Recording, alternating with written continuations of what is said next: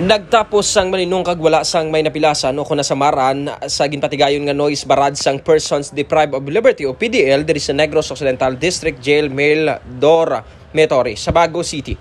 Mga pasado alas 4:30 na sang hapon o kahapon nga adlaw ginbalik man sa normal ang operasyon sang jail matapos ang insidente. Suno naman sa nakuha naton nga impormasyon sa press release nga gina-post man sang BGMP NIR nga nangin malinong matapos nga si acting jail warden jail chief inspector Crisrel P. Awe ang nagboluntaryo nga magpanaog sa iyang posisyon agud matagan ang dalayon nga ginpatigayon nga investigasyon nga may kaangtanan sa reklamo nga ginpatasaka batok sa iya sang mga PDL.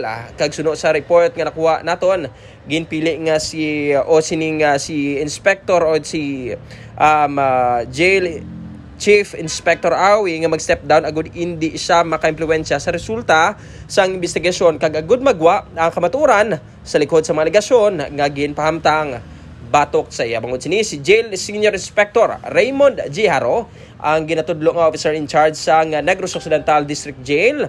Umpisa subong o kahapon nga adlaw agud mangin masiguro nga mapadayon sa husto ang malinong kag ang dalagan sa operasyon sa BGMP.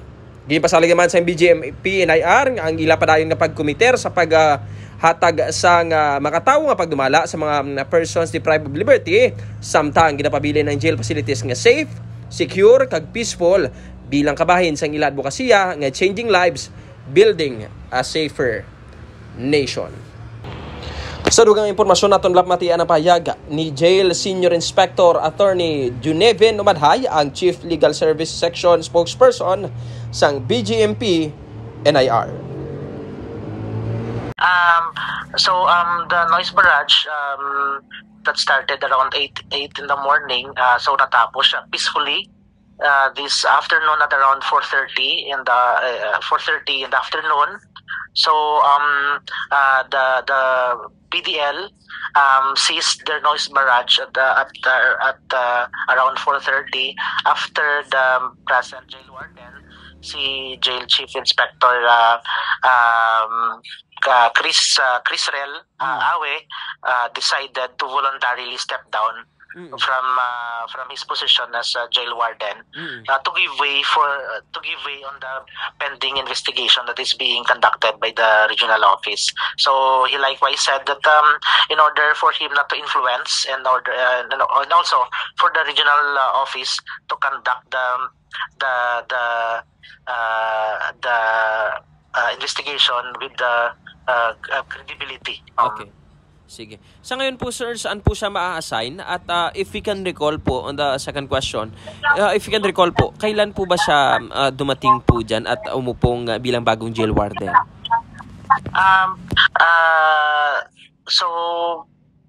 He was actually designated as jail warden just this month. So mga isang buwan pa lang siya na umupo as jail warden of Negros Occidental District Jail Male Dormitory. Oo. Sa ngayon po sir, saan po siya ilalagay because he is knowing he is the jail warden at he is the one na nag-voluntary na mag-step down po sir. May assignment po ba siya na bago? Right now because he's under investigation, so he may be assigned sa regional office pending the investigation. Okay. So Rubber bullets are actually within merong guidelines kami sa BGMP, particularly the 2015 operations manual, so that can only be used on situations where there is necessity or merong emergency situations, so that is covered by a guideline in our operations manual. So very specific yung na-provide on that it can only be used if there is danger or there is necessity in the use of those implements or equipments. Oo. So titingnan natin if the use of those equipments were in the situation that is in accordance with our operations manual. So that means it will be part pa rin po ng investigation. With regards naman po, sir, meron po bang nasugatan, nasaktan ng malubha dyan po sa kanina na merong kumusyon?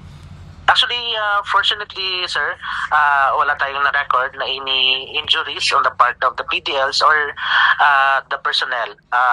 Actually, in the whole period of the noise barrage, yung mga PDLs natin were actually given ample time to raise their concerns, kasi sabi ng regional director namin na si Jail Chief Superintendent Brendan Fulencio, to give them to implement maximum tolerance for them to air their grievances. So walang recorded na injuries on the part of the PDLs or any personnel. Okay. So lastly po, itong sinasabi nating commotion between the PDL meron na pong initial na pag-uusap at balik na po sa normal ulit. Yes, so right now the jail management, the jail operations return to normal sa Negros Occidental District Jail Male Dormitory, sir. Lastly po, sir, ang message po natin sa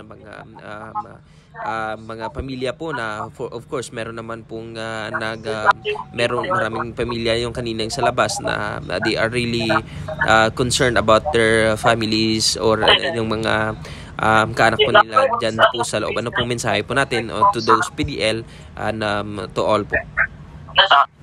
As per message of our regional director, si Jail Chief Superintendent Brendan Fulencio, he said that all complaints, for as long as it is within the bounds of law, yung pag-express nila will be noted and will be taken by the regional office. So those complaints,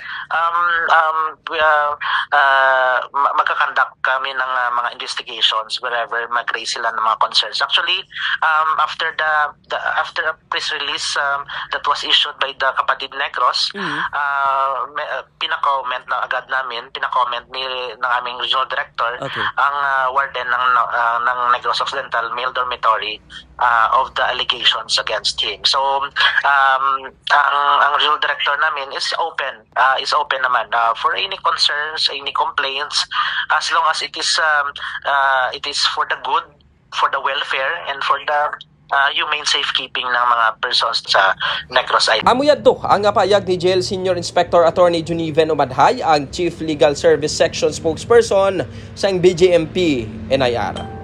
Ini si Bombo RJ Kim Kasipi, and this is Bombo Radio Philippines, the #1 and most trusted source of news and information. Basta Radio. Bombo!